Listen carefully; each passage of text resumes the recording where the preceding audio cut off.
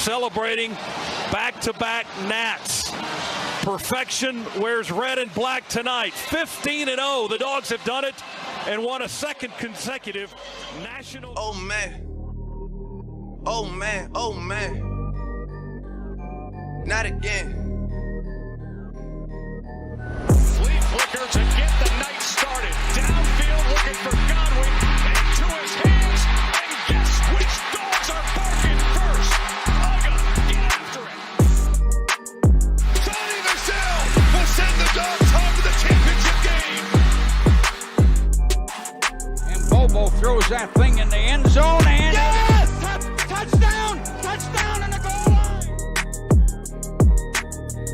Sigue Ringo. Corta dentro. Ringo. Touchdown! Georgia! The Georgia Bulldogs bludgeon their way to back-to-back. Glory, glory. Georgia, as the fight song says. This is our love for each other. 1 + 1 = what? 3. We are better together and we are connected. This is Robert Iron E. Singleton, a.k.a. D-Dog from The Walking Dead, or Alton from The Blind Side, and you are watching Respect the Hedges on the Fan Addict Sports Network. All right, guys, go Dogs, sick 'em. Welcome in, Dog Nation, and Respect the Hedges family, man. Listen, we in here for another episode of Respect the Hedges on the Fan Addict Sports Network, man. Coming off of a win over our rival, Florida. It's always good to end the week as a win. But as we get started, man, listen, I'm pretty sure we're going to have some spirited conversations today. So let's just all remember the Dogs are still one of the top teams in the nation. So as always, we're presented by the Tailgate Kings.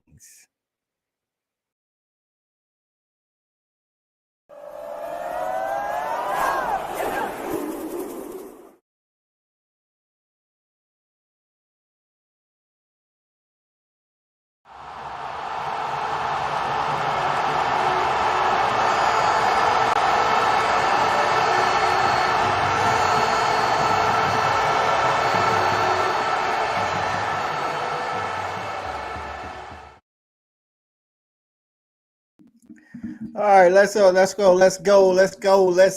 Listen, we in here to talk about reactions to the Florida win. Also talk about Ole Miss coming up on Saturday.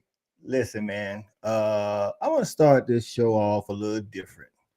I got a little speech I want to say, a little piece I want to say before we bring everybody in. So listen, if y'all been rocking with us for the whole time, this is our 4th year doing this. I think y'all know we tell it like it is. We don't hold no punches on nobody. If a coach ain't doing something good, we say something. If a player ain't playing good, we say something. So just know it's all in constructive criticism. But I would like to say, when y'all, everybody's entitled to their own opinion, whether you in the comments on the live chat or comment on the video or you see us in person. Just know to check your emotions at the door before you're making a comment. We had a certain somebody in the comments, and this is how I feel. I can't speak for the rest of the fellas, but I'm telling you how I feel. In the comments talking about if we don't keep it 100 on what Carson is doing, and we just trying to be Kirby friends and get in the games for free, I'll let you know I have gotten in no games for free. And I ain't trying to be nobody's friend. I'm always gonna call it like it is. CA said in the first season, whoever it is, Kirby included, if somebody does something, we're gonna hold them to the standard and we're gonna call it like it is. So save them kind of comments for them shows that want to blow smoke up your butt and tell you that the Dogs is always good, because that ain't what happens here on RTH. We support the Dogs, but we are gonna give constructive criticism. If you need to pull receipts, then feel free to pull your receipts. With that said, let's get this thing started, man. I'm going to bring in my guy, E-Rob, who actually took the trip down there to Jacksonville and barked at some dogs for me. What's going on, Coach? I love your soliloquy to start the show off because, man, it was so well, it was needed. You know what I'm saying? I had a great time, on a trip. We'll get into it. We'll talk about it. Last week I had a bone to pick with you a little bit. And I got a bone to pick with somebody else tonight. I got the bone to pick with Mr. Javaris Johnson, Mr. Tailgate King himself. You wait till your boy is not on the remote broadcast. Then you bring out black girls grilling. You got dudes on the ones and twos. They swagging and surfing. I'm like, well, damn, I would have rather been in Athens than down there in Jacksonville. We got to have a chat because none of that was there when I was there on the remote. So we got to talk about that, JV. Holla at you. Right. If you didn't get a chance to make it out to Athens, listen, Man. the RTH TGK takeover was for real. TGK, man, they did things how it's supposed to do things, man. Bringing Zwan on the 1 and 2s, Black Girls Grilling, the smoked pound cake. I've never had smoked pound cake, but I will tell you, it was y'all ain't even bring your boy none. You ain't bring your boy none. Listen, man. Listen, the food was good. The atmosphere was good. I left a little early. I had some friends in town, but the fellas looked like they was partying the night away. And speaking of, man, next up we'll bring in our guy, Mr. Javaris Johnson. Yeah, I got a bone to pick with this man here. Talk to me. Tell me something. Make me help me understand. Hey, what's going on? What's going on, fam? Hey, look, E-Rod. Hey, listen, man. Don't blame your boy because you checked out on us and you took it down to JVL. You checked out on us. We had the announcement out there that the takeover was happening. You know what we do already. You done been to plenty of our events, so you know what the expectation is. That's on me. What I want to deliver. It's on me, but I got to project. I'm projecting on you. It's on me. But it's all good, man. Hey, listen. Hey, look, we can't have Hina on site down there in JV bringing that energy, man. So we needed you around those parts, making sure that we had those dogs together. And I tell you what, man, Creature Comfort, we appreciate you guys for welcoming us out. Appreciate you guys for rolling out the red carpet for us.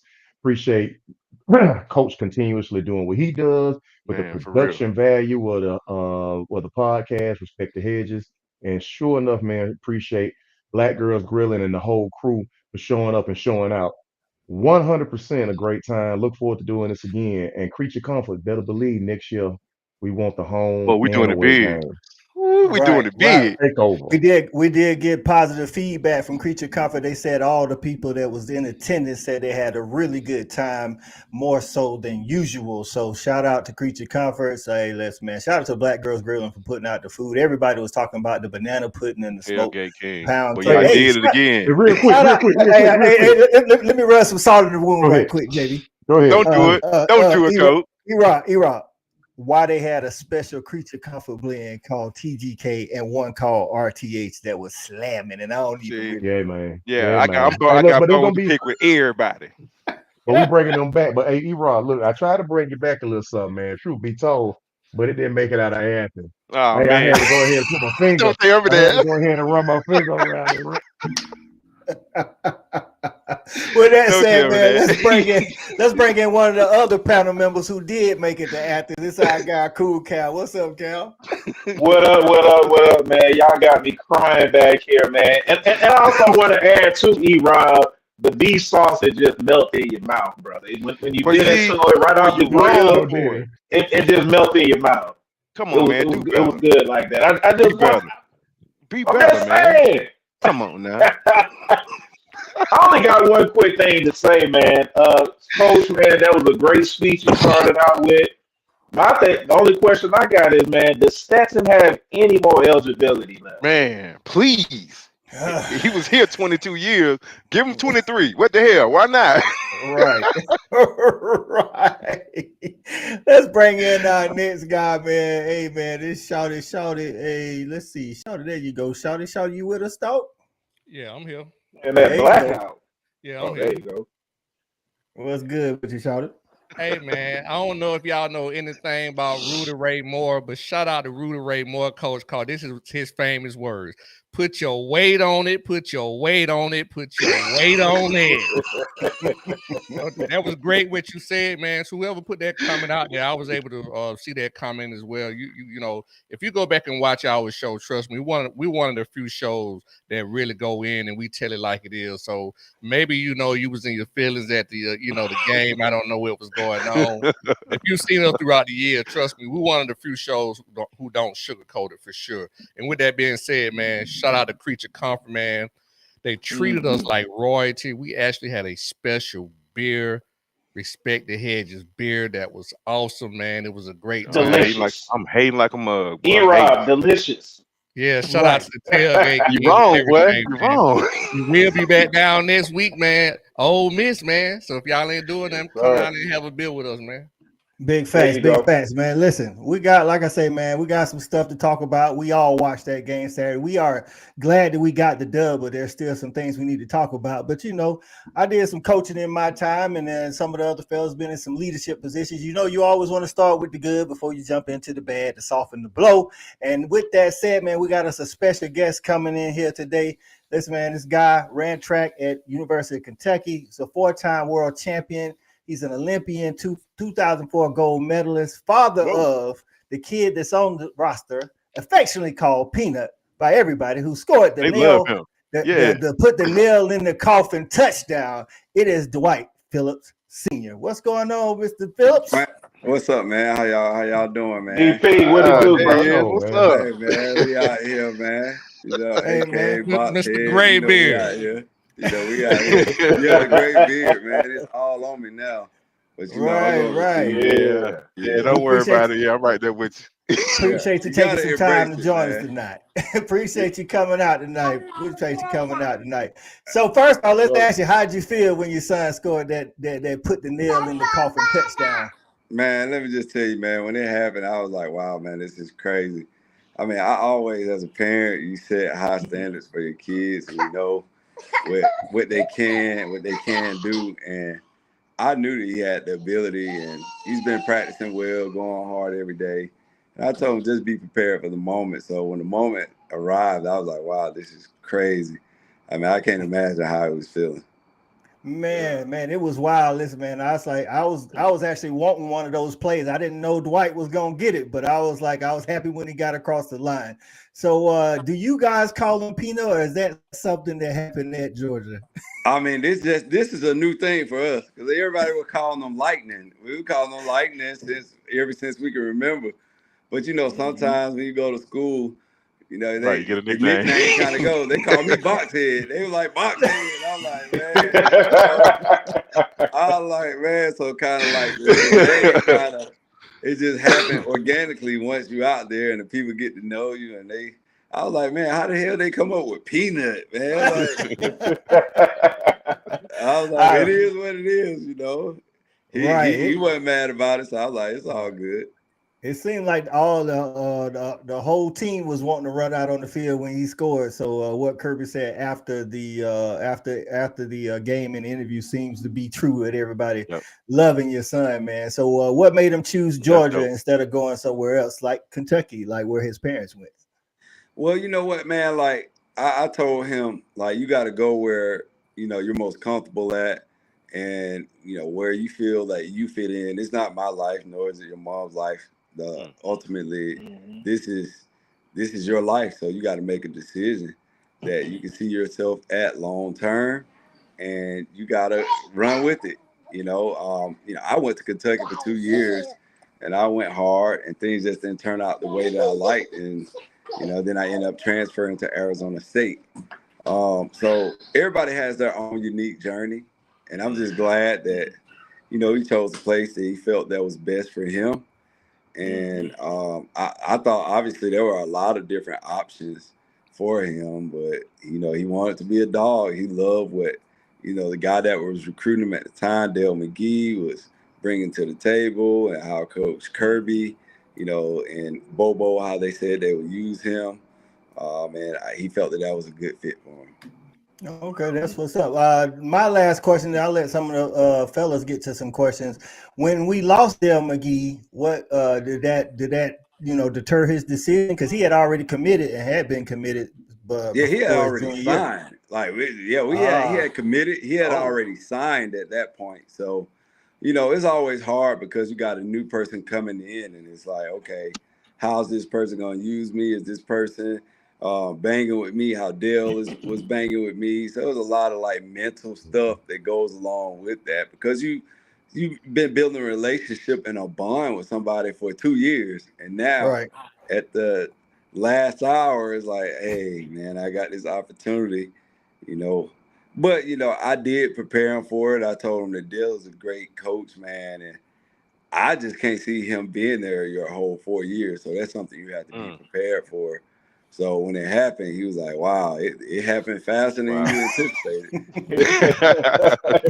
Right. Well, I'm glad he stuck it out. Glad he's a dog. Fellas, y'all got anything for Mr. Phillips? Yeah, I got a quick question for you, man. Obviously, man, appreciate you coming on, brother, with us today, man.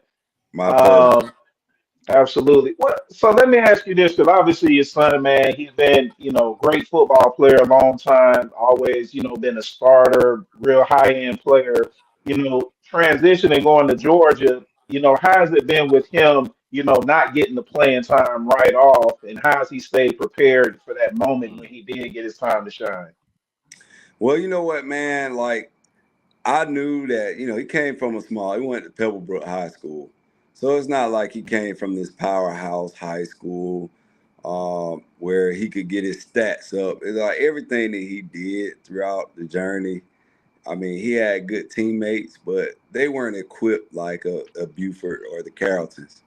And for him, no matter what school, whether it's Buford, Carrollton, or Collins Hills, when he played them with Travis Hunter on there, he always showed it. He was one of the best players on the field.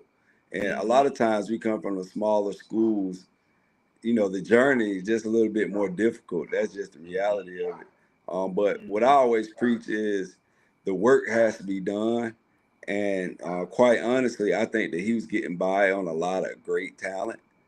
It was a lot of things in terms of the weight room, just the discipline of being on a disciplined football team. It's things he just had been really accustomed to. He had the natural talent, as in the speed and the natural skill.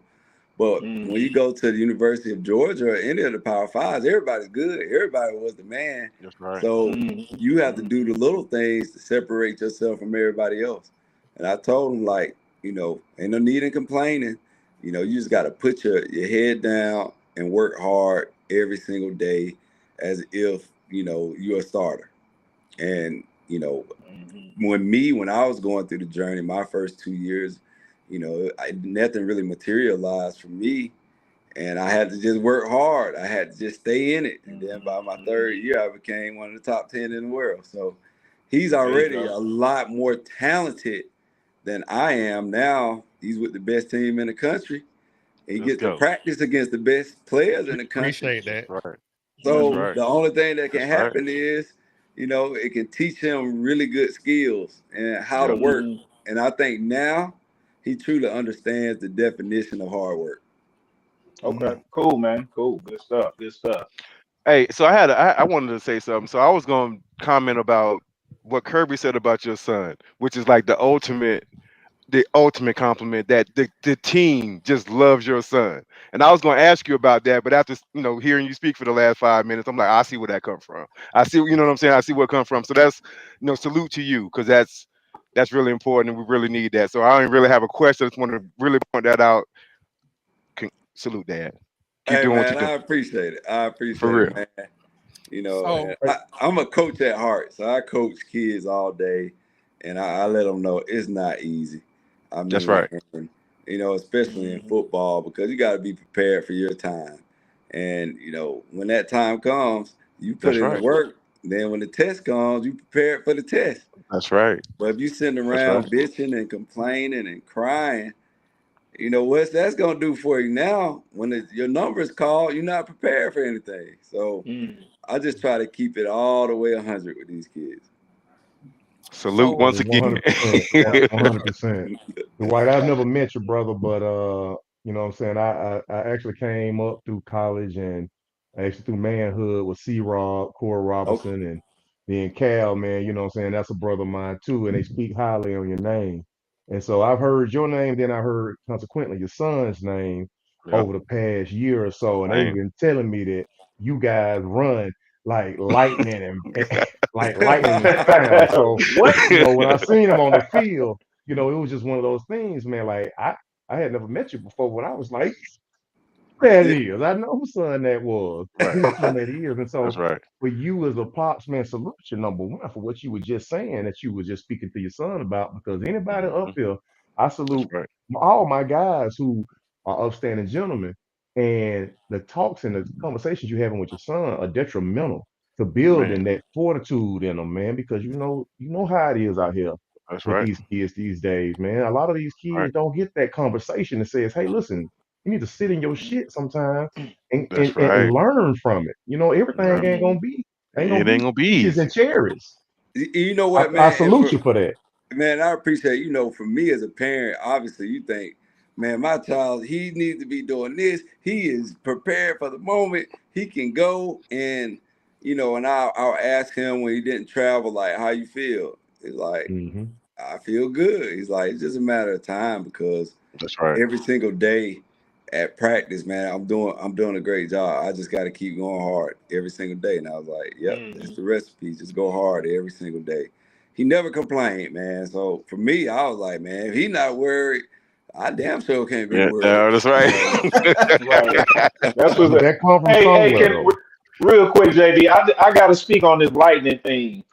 I've never seen somebody, and I want to talk about his son. If you go back and watch some of his high school film, once he got a yard or two past the line of scrimmage, you could hear people in the stands, "Oh, he gone." Like he didn't have to get in. Oh, they were like, "He gone." And I mean, it was just such a unfair advantage when you talk about speed when he gets out of the open field. And I can't wait to where he continues to get more playing time and he can display that because man, he it's lightning for real out there with him. Yeah, man, It's he is real. explosive. Like, they say, they got a lot of explosive players. And I was like, man, when he gets his opportunity to truly show it, I mean, it's gonna be incredible. And I just tell him, just be prepared For for the sure. moment. Be For We prepared gonna sure. for need him the way the quarterback playing. We definitely oh, gonna need him now. Dad, go ahead, Dad. Yeah, so Dwight, what I would say this right here, just to piggyback off of what a lot of the other guys have said. Like I've been knowing you since high school. We were, long jump rivals at one point in time. Uh-oh. And Krim and all. and, Shout and out Krim.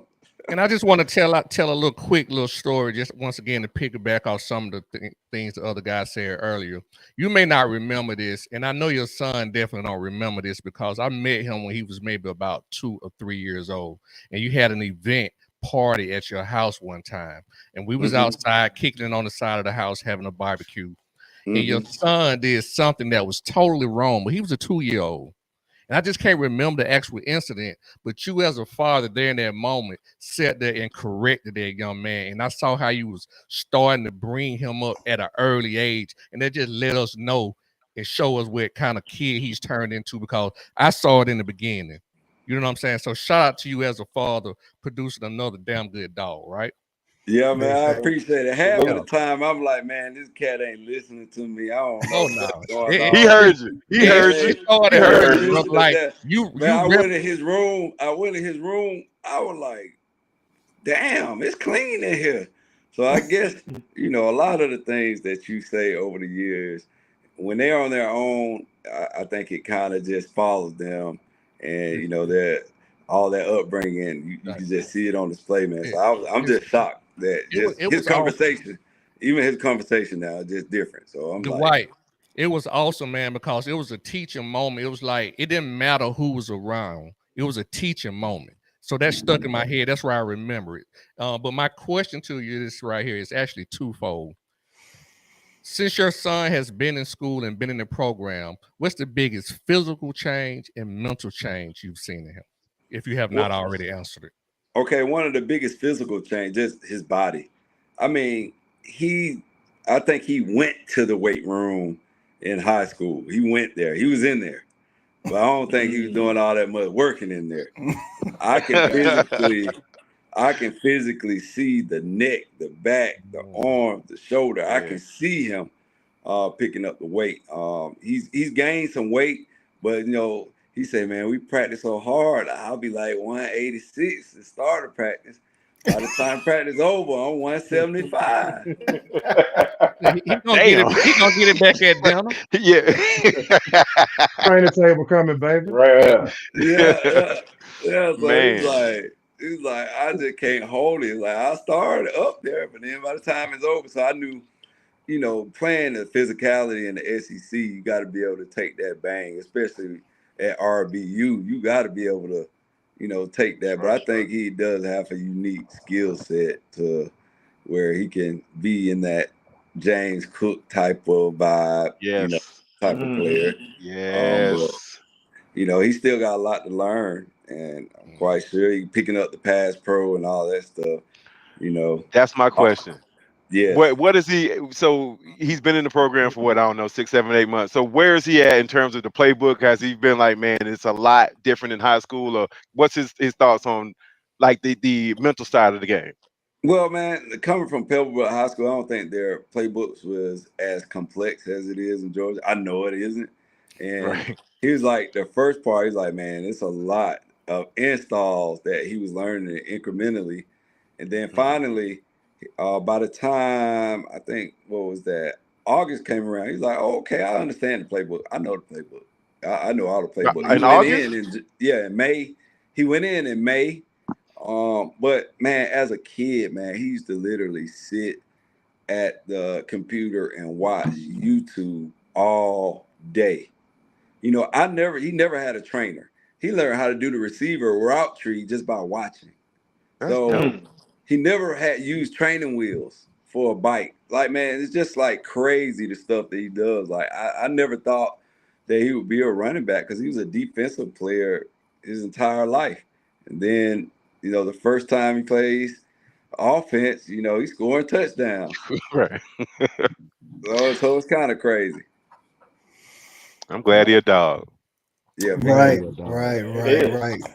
All right, so we got some people in the comments. I know y'all like, Coach didn't get to the comments. I see all y'all, and I'm gonna get to all y'all. All right, shout out for all y'all for watching the game, man. Watching the show. But let's get to they got a couple of questions for Mr. Phillips. So our resident South Carolina fan, Stat Guy, what's going on, Stat Guy? He said, when was the first time your son beat you in the race, if it's happened? Stat Guy, it was a great question. It was a moment. It hurt my feelings. I'm not gonna lie to you. So in the 7th grade, I can beat him, and then in the 8th grade, we used to always race up the hills. And in the 8th grade, I was like, I don't know if I can beat him at 40, but I was like, we'll do like a 30. And then I could feel the power from the start, and I'm like, yo, I can't beat him. And then I ran stadiums. I always ran stadiums. So I was like, man, I'm more powerful than him. I know I'm strong, physically stronger than him. I know he can't beat me up the stadium. So we raced up the stadium, and he beat me up the stadium. Damn, Dad. In the 8th grade. I'm talking about my entire feelings were hurt. I had to let that. So I was like, man, he can't be that fast. This in the 8th grade? This in the 8th grade. Wow. But you was about what? You about what? What's that? How old were you though? How old were you at the time? I'm about like 41, something like that. You're talking about an Olympic athlete, though. Right. Yeah. Olympic athlete. 5 years ago, 8th grade. 5 years. Yeah, 5 years. Oh, wow. Yeah. I was 41 years old. He thought he had a couple more years, but he had. Junior said it's time. It's time. So last question, and then we're gonna jump into Florida and Ole Miss. We got a question from Kyler Berry, Soccer 2026. How tough has it been as a parent waiting on your son to get his chance? Well, me, luckily, I've been at the bottom of the totem pole and at the top, and I understand it's a process. So you want to see it happen immediately, but I'm a super realistic person. It was more difficult probably for me than it was for him because he's in it. He's living it every single day. He sees where he can be. He sees what he's doing every day. But me and the whole family, like, man, we don't know what's going on, man. They need to have him out there. But me being as patient as I am, I knew that eventually his time will come when he earns it. Because everything has to be earned. There you go. Right. Hey, good sentiments. Good sentiments. Get to some of these people in the comments. Y'all already know who it is. First lady in here say, "Go Dogs." Gator tastes like chicken. Right. Lance B in the building said it took a while to get our order, Lance but we B. still had our lemon pepper gator before the kitchen closed. That's right. That's right. Let's You go. already That's know. right. Philip Hudson say go dogs. Appreciate you getting in there, Philip. Brian Drake put in the building. Say what's up, fellas. Whoever that was must have never watched the show. All y'all keep it 100. That's why they love the show. We appreciate that, man. We Appreciate that, Brian. J Dog in the building. I'm still recovering from the epic tailgate. The game was crazy and steady and was rocking. Oh man, let's see who else. Caitlin is at the Rockville v Archer game, 41-0 Archer. What's going on, Caitlin? Caitlin. Rockdale ain't putting up no fight, Yeah, huh? getting they They head beat in. Daryl Davidson in the building. Say the homie, the high. Okay, that's What's easy. up, bro? There it is. Camilla Toe Harris says, "Go dogs." You know I gotta say that was slow, E-Rob. Yeah. I saw you hit that speed bump. You slow Hey, down. Yeah. slow down a little bit, boy. You know that boy was trying to get me, man. Our boy Robert Edwards is in the house. Robert, what's going on, RE? What up, Robert? Go Robert. M&A Pitt say, great interview. Now let's get to today's show title. How do we fix the guy, the dude under center? Hey, we about to Appreciate talk that, about it. cuz. Any thoughts, Dwight? Any thoughts on that before you go? Any thoughts on how we fix the dude under center? I'm just gonna go ahead and ask that question. As a Hey, coach. man, As a I'm coach. just a parent. I'm just a parent. I just Yeah. want to into it. Hey, man, he said, don't put my son in that. Hey, I like that. There you That's go. all I do, man. I'll just be a parent, baby. I'm just a parent. Your job, That's your all only I job am, is say man. go I'm just a dogs. parent, dog.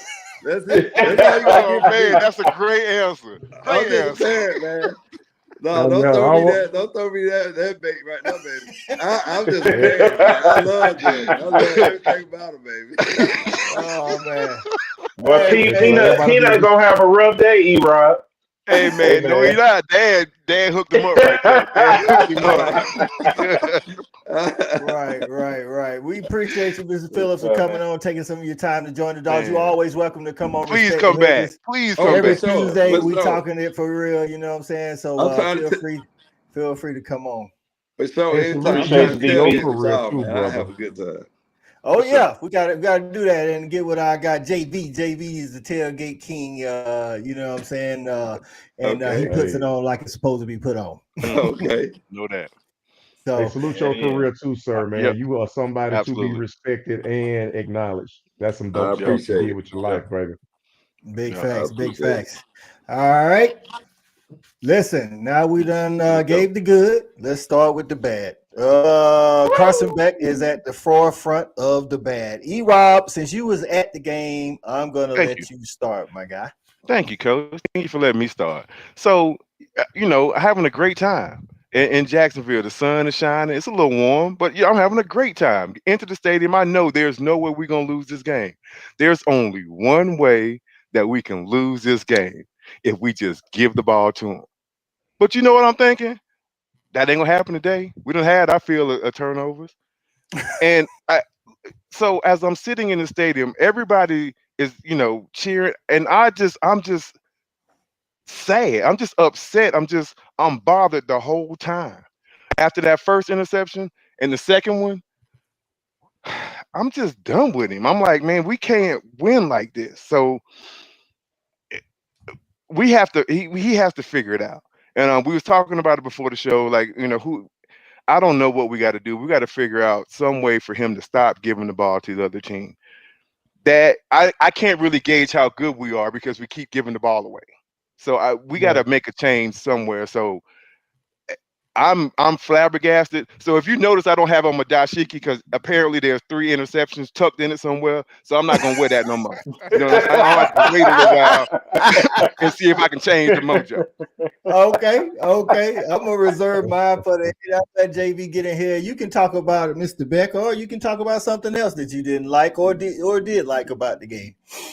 Man, you know what? I mean, I'm gonna start on both sides of the equation in the coin, man. Of course, I didn't like the interceptions, and even more so than the interceptions, I don't like his body language. I can't stand his body language when he go to the sideline because you're the leader of this team.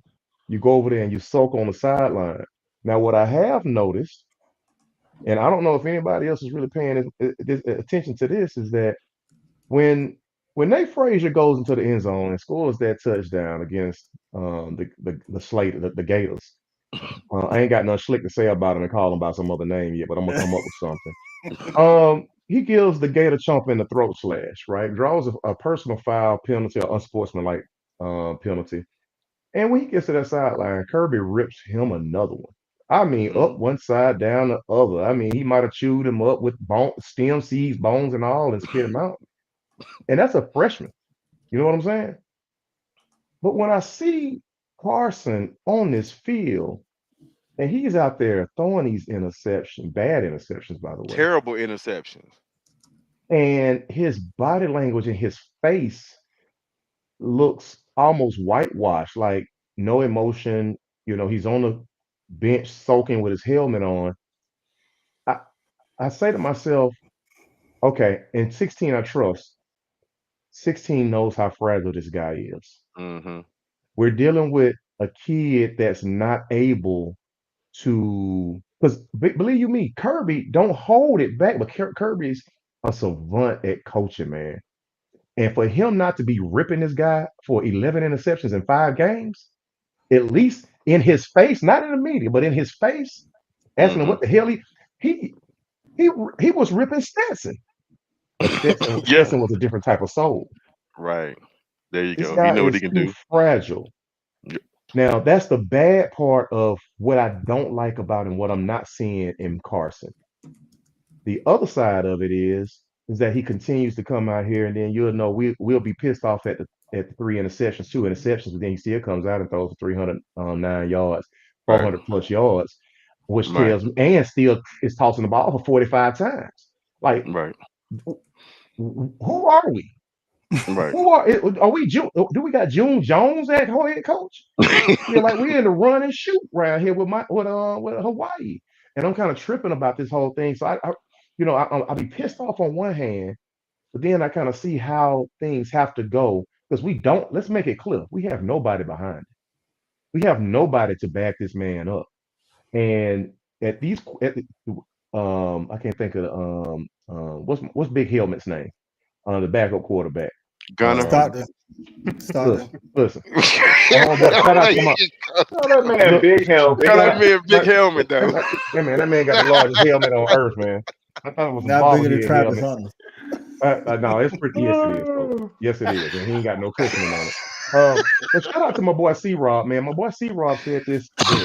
He said, I don't never want nobody playing quarterback for me to play linebacker also. We gotta work this room better. We have to put people in positions, and we were supposed to have a guy that was supposed to be able to back up, but I don't think we have anybody that can take the field. So we gotta ride with this guy. But I need him to do his own soul searching at this point. I need him to be more astute because he's too loose with the ball. We've already said all this before. We've already gone over this. I ain't gonna belabor the point again, but that piece of Carson Beck concerns me because you got to lead these men, and right now these men have been saving you. And what's gonna happen when they need you to save them? You know what I'm saying? That's concerning for me. Right. I'm definitely some good stuff. Thoughts on the game in Florida, however you want to attack it. Wow, man, it's tough not to talk about, saying the elephant in the room is Carson Beck. I don't want to, beat on the kid too bad.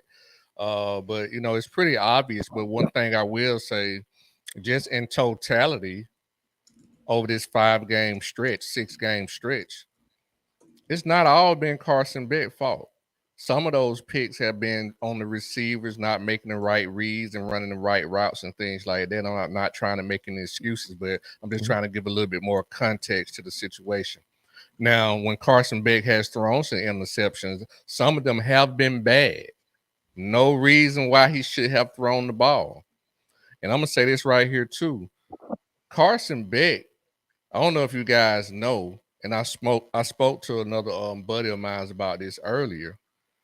He has lost a lot of money. And Carson Beck may be coming back. Because you got to understand, he's only had 1 year as a Nah, true. dog, please, Can't come no. back.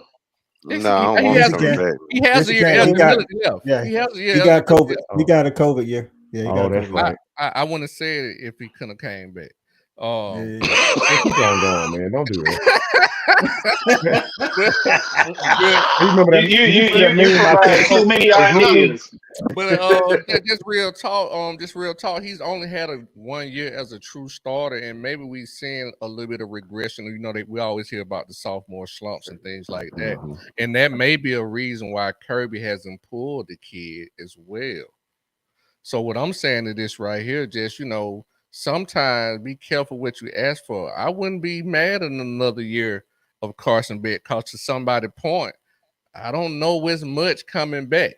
I don't want to get too far ahead of us. But with that being said, other than that, Carson Beck has to stop turning the ball over, man. We can't keep spotting teams' point, especially when we're about to get into the very thick of our schedule. We can't be doing that. I like what we're doing defensively, although we've had some little hiccups here and there. But I like what we're still doing as a team. We just got to get the most important position on the team to start at least playing adequate football. Adequate. That's just adequate. You're right. That's a great word, Shawty. Just adequate. All right, cool, Cal. You up at the mic, dog.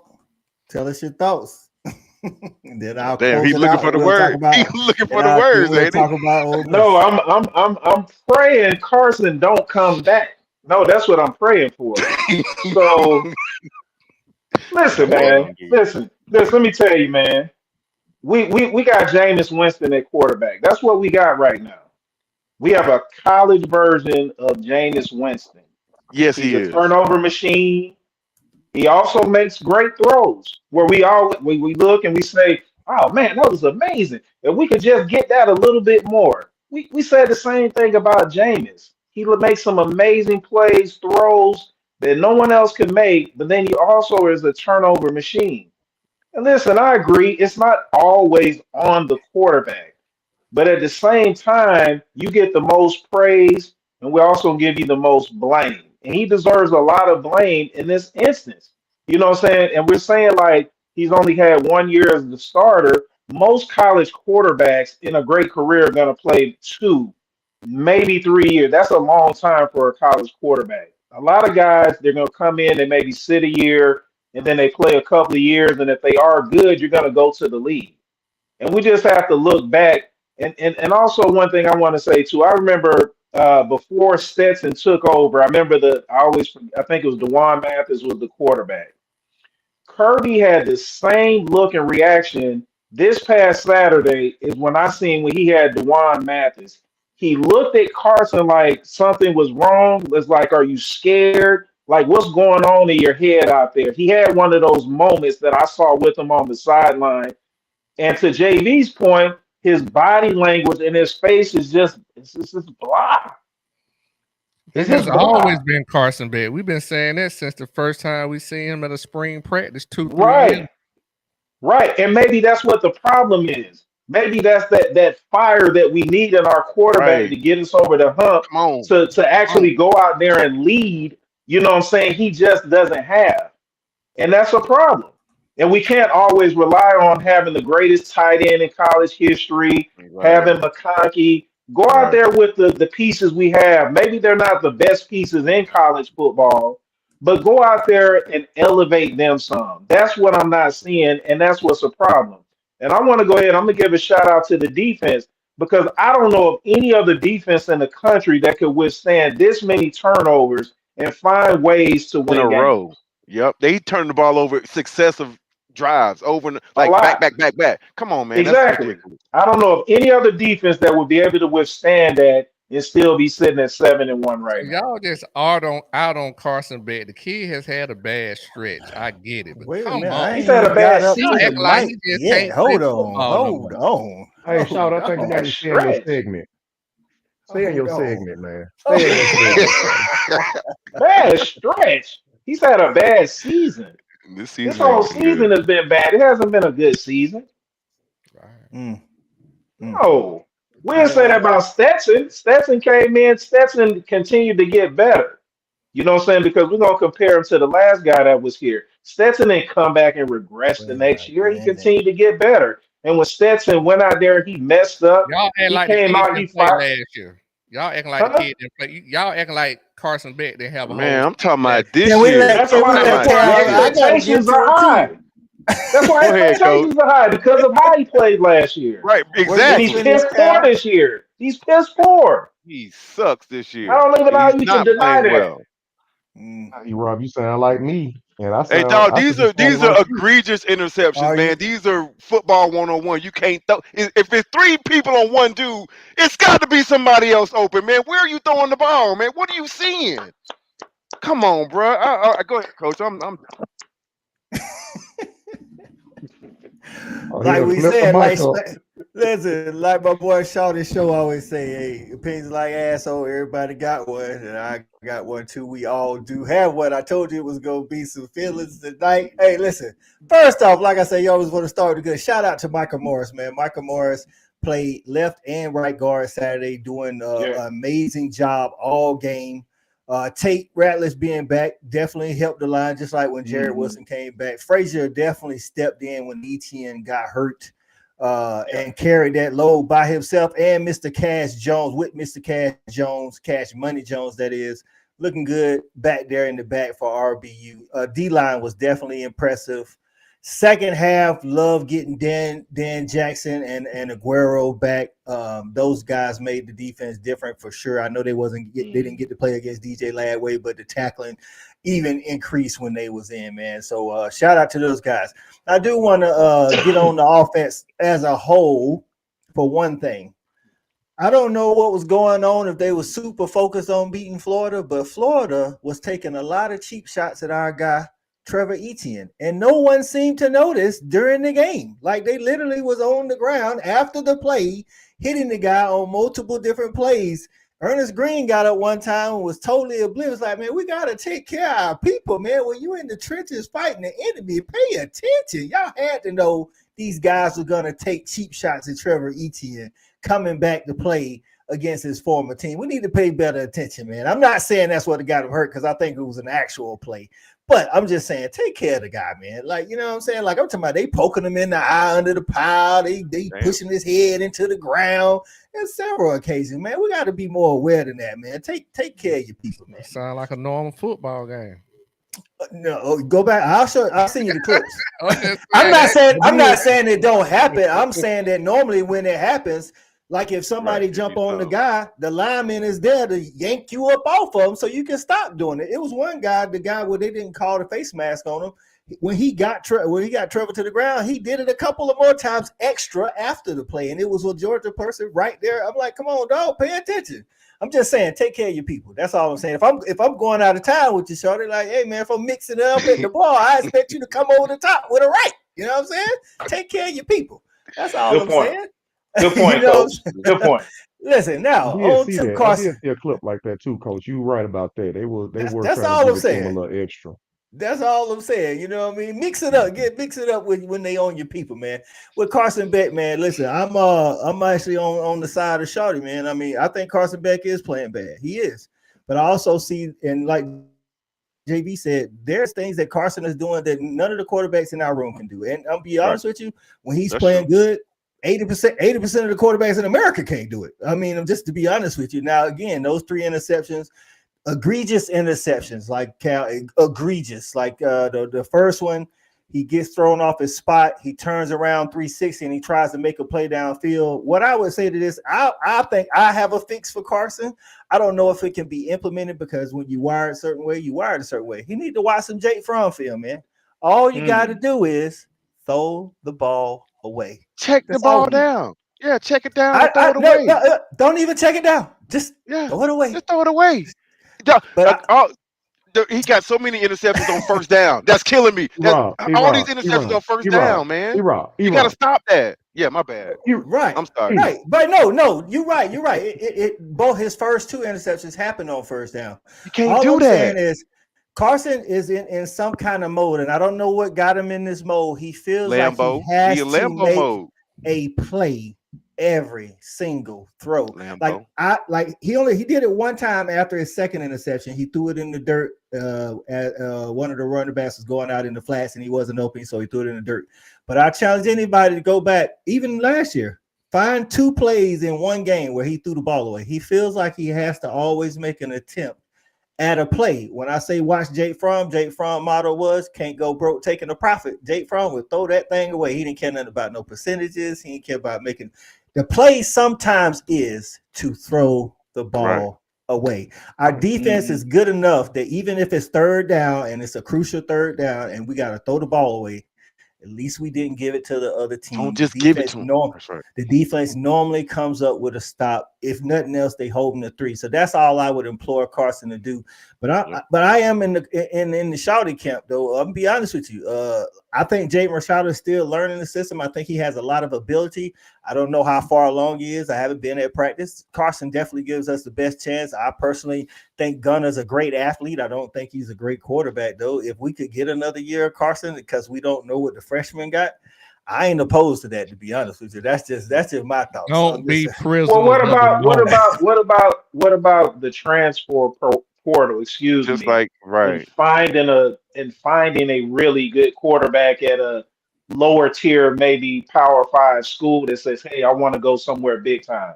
I mean, I think regardless of what Beck decides to do, I think Kirby's going to hit the portal either way, because I think some people may be hitting the portal. I think Kirby's hitting the portal. I'm not saying he's hitting the portal to replace Beck, but I think he will be hitting the portal anyway. Let me ask you a question, Cal. Do you think Quinn Ewers is a good quarterback? He's solid. He's solid. If he wanted to come back to Texas and you was at Texas, would you and you didn't have Arch, would you want Quinn to come back? And I didn't have Arch. Yeah, because we don't have. Well, I mean, I can't. That's hard to say because. Yeah. Well, okay, I don't know, but you know what? No. I'll say this. I would probably want him to go ahead too. I think I would be looking at the portal. I mean, I just think we see what we got with those guys. We see what we got with Carson. Like, I think we're kind of excusing his interceptions. And maybe I'm not excusing his interception, but what I'm saying is we're saying that the 40 touchdowns. in spite of that, we're saying like he gives us the best chance to win. Right. I don't know if he does give us the best chance to win. About that. Yeah. I don't know. I don't know if he put in Gunner and, like you said, take a Jake Fromm approach. That might not be the best chance for us to win. The way we called the game in the second half, we could have Gunner do that. We just ran the ball and threw screens. We hit him. No, Kirby mentioned this, and I think some fans missed this. Quarterback ain't just out there to throw the ball. You think Gunner knows enough defenses to get us into the right play? We don't give Carson no credit for checking us into the right play. Well, damn, Jake Fromm came in and did it as a freshman, so I gotta believe Gunner should be smart enough to do that in 3 years. Yeah. Right. Yeah, I expect him to know it by now. Yes. Yeah. I agree. Let's run the ball. We have really good running backs, and let's just play it safe with the passing game. But I just don't see how we're going to continue to turn the ball over with 3 interceptions every game, 3 interceptions a game. That's going to catch up with us. Right, and he's had 4 super bad games out of his a year and a half career. 4 super bad games out of his now 21 games. He's had 4 really bad games. Y'all act like that's not good. And you just gonna shit on the man. Really bad games? Really bad games. Oh, he's 6. You 6-1. You still playing for so the 4 mean more than the 17. That's what you're telling me. Yeah, we're winning, and despite him, we're not winning because of him. Those 4 games. So the other 17 don't mean that, E-Rod, right? I'm just talking about these games. They don't mean nothing. They don't mean nothing today because his trend is he's trending worse. He's not trending better. He's trending worse. We keep saying every week, well, damn, we can't have all those interceptions. And yet he comes out again with 3 interceptions again? Again? Come on, man. Come on, man. Come on, bro. You can't even. That's like getting struck by lightning. Come on. I think what creates the most frustration is that they've happened consecutively this season in the second season. So, if we're looking at these 4 games and we throw these 4 games back to last year at, let's say the first half of last year. We can kind of expect that because that's his first year in the bright lights.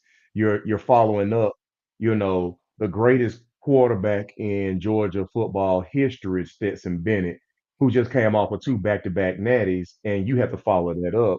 But now you're in, listen, no matter how you want to position it, I mean, if you look at the coaches who get paid a lot of money, they say, hey, man, you get paid that money. We don't care what you got to do. We need you to win. And now he's kind of in that position where, listen, man, Shawty, don't be giving me all them damn buck eyes and shit. I can look like I want to look. I'm just saying, but don't be giving me all the damn buck eyes and shit. I'm making a point. A point was he got down. He is in Lambeau. He is Lambeau Beck now. He ain't Carson Beck. I have to agree with your big head. Even the announcers call him Lambeau Beck. He trying to live up to that. In mind. The announce, and so because of that, the expectation is no longer for you to be able to come out there and just do a subpar, adequate type of performance. I'll take that now. Lambeau Beck now. You need to be ascending, and you actually are descending away from the player that not only did we expect you to be, but also everybody on the national stage expected you to be because you were. Let's go ahead and put it out there, Shawty. Cal, Coach E-Rob, he was a Heisman Trophy candidate. So the expectation is for him to not be throwing 11 interceptions. I can't remember a stat line like that from a quarterback who ain't never been Georgia's never had one. Georgia's never had one like this. No, not from Georgia. Anybody. David Green. Do you threw this many interceptions? 13. How many? In his 13, his junior year, we actually went to the SEC championship. Did he get? We probably gonna do good now this year. Didn't get pulled. No, we kept playing DJ, and we had DJ Shockley behind him, and he did not. He didn't bring DJ in at all. He the same plan he always used, one series here and there. David Green never got pulled. Let me ask you this. Hold on, I'm still into my point. Aaron Murray had 13 interceptions. For the year? Yes. Matthew Stafford had 13 interceptions. Matthew Stafford had 13 interceptions and that got pulled. So you asked the question. I'm just answering your question. Are you saying in a year or in a 4 or 5 game span? I didn't go back and check each game, but I did look to see how many interceptions. That matters. It's just like you just asked about the 21 games. Just like everybody else, if y'all go to a restaurant and it's awesome the first 17 times and it tastes like crap the last 4 times, you're not going to keep going. It's trending bad. You're going to stop going because the meat's burnt. So, yeah, you want to so you want to pull the kid. I want to give somebody else a shot. You know why I want to give somebody else a shot? Because you can't get worse than that. You can't get worse. Yeah, you can't get worse than 3 picks. You can't. When you pull Carson, you pull him in the game. I understand if you want to pull him for a quarter, you pull him for a series, yada yada yada. But you don't pull Carson Beck as your starting quarterback. Period. That's bad coaching. That'd be bad coaching. I don't even know what y'all talking about. Y'all can feel how you want to feel because it ain't gonna happen. And that's fine. I don't think we're arguing. We all know it's not gonna happen. Yeah, we know it's not gonna happen. Yeah, we know it's not gonna happen. You pull them for a series to settle them down, but changing the starting quarterback. That ain't gonna happen. That would not gonna happen. Even if it was on the table, that would be bad coaching. Dog, them dudes not ready, obviously. He ain't ready. He ain't ready. You're not ready if you out there throwing 3 picks. It is what it is. It's about production and what we're seeing. And so if you throw 3 picks, no matter who it is, it's still 3 picks. The man's 7-1. What you talking about? The team is 7-1. We'll be 7-1 with somebody else. Right now, you could be 7-1. He's the starting quarterback of the 7-1 team. So what I'm saying is, like, I know we nitpicking, but I really don't even know what's the point of this particular. This ain't nitpicking here. This not nitpicking. Conversations that we talk about how bad he playing.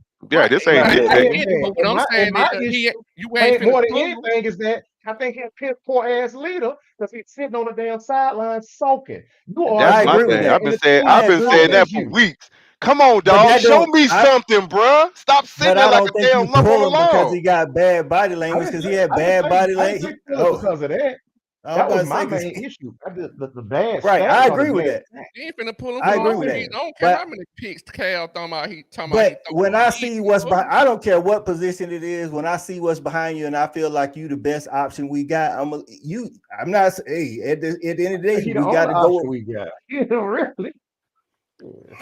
That's what I'm saying. Everybody like we got, but that don't mean we can't talk about the issues with him particularly.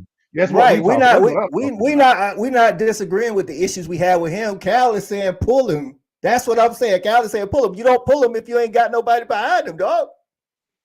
I'm saying you're not gonna pull him. That's what I'm saying. We know he got. And why we at it? If we pulling people that's done regressed, Malachi Starks ain't playing like his first 2 years. I'm the number one. But he ain't playing like that. I agree with that. I agree. He's giving up at least 3 touchdowns this year where he wouldn't have done that in the past 2 years. And I'm a Malachi fan. But he ain't playing that. That's what I'm saying. That's what I'm saying. Y'all don't want to hear the truth, though. That is the truth. It is the truth. I hear you, but he ain't playing that bad. He's playing historically bad. Malachi Stark's not playing historically bad. He's playing bad for anybody in college football. Malachi Starks is not playing at an All-American level. He's still playing good. Carson Beck's not playing good. He's playing terrible, man. What would be your suggestion? This is terrible. Get his ass out of there. That's my suggestion. And put who in, E-Rock? Put who in? Put Gunner in. I don't care. Anybody who doesn't throw it to the other team. We're going to beat most teams anyway. We're just better than them. Come on, man. You sound like an Oklahoma fan. You got your motherfucking mind. So how we winning with him throwing 3 picks? No, all right, listen. Hey, man, RTH is gone off the head with him throwing 3 picks. Anybody? All right. Hey, listen, the picks are for real. The picks are for real. And again, all 11 picks ain't on him. They're terrible picks right now, Coach. The defense is a lot better than the stats even say. They are a better defense than we even realize they are at this point because we put them in a lot of tell how good we are. Exactly. And they're on the field a lot, especially in the first half. I think our offense still scoring a lot of points too. That's what I'm saying.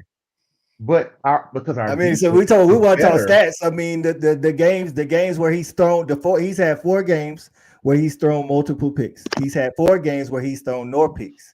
In the 4 games where he's thrown multiple picks, we're averaging 34.8. In the 4 games where he's thrown in the games that he throws no picks. That's right. So the offense is still scoring, and it ain't because the better than we thought. And I didn't say they weren't, JV. I agree with that point, JV, when you just said it. Are you listening?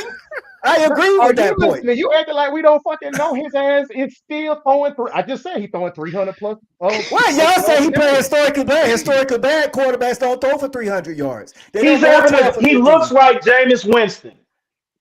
That's what he looks like. 300 yards. 2 touchdowns and 3 picks. Jameis Winston only lost 2 games in college, so I'll take that. I'm talking. You know what we're talking about, Coach. You know what we're talking about. That's all I'm saying. I'm trying to win. That's what I'm talking about. I'm trying to win. And Gunner Stockton ain't it. And right now, until he develops more of a starter, ain't it.